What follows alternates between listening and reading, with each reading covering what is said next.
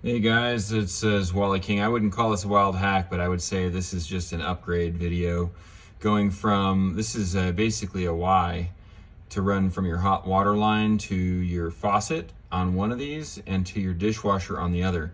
This is what my house came with. It's only 6 years old and it has these O-ring style valves in there. You could see I could not get this one to close. And so here I come back from being gone for a week and I've got a water leak under my sink. And this one I can't even shut off. I had to shut the main off in order to keep the water from leaking. And you can see inside this one, that O-ring is just like smushed kind of sideways. So avoid these at all costs. I don't know what the official name for these is, but it's the old O-ring style multi-turn. You have to turn these a bunch of times to close them.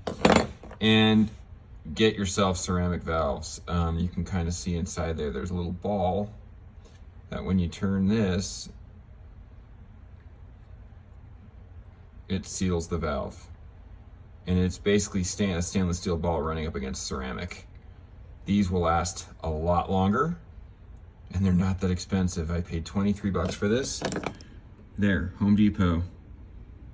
That's what you want right there. So if you're plugging in a dishwasher or if you're going into a new home, I highly recommend changing these out into this style of a valve. And I highly recommend changing all of your valves into a ceramic valve as well.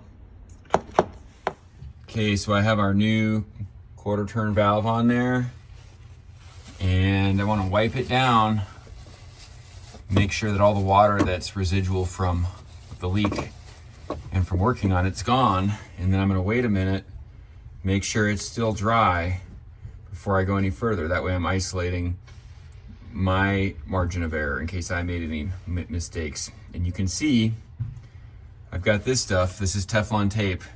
Some people call it cheese tape. You want to put those on all of your threads and turn them in the direction of the threads so that when you tighten your hose on there, it doesn't unwind it.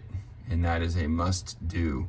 Not only will it make sure that you have tight seals in your threads, it also ensures that the metal does not corrode to itself and become bound through corrosion, and then you might be required to cut those connections off.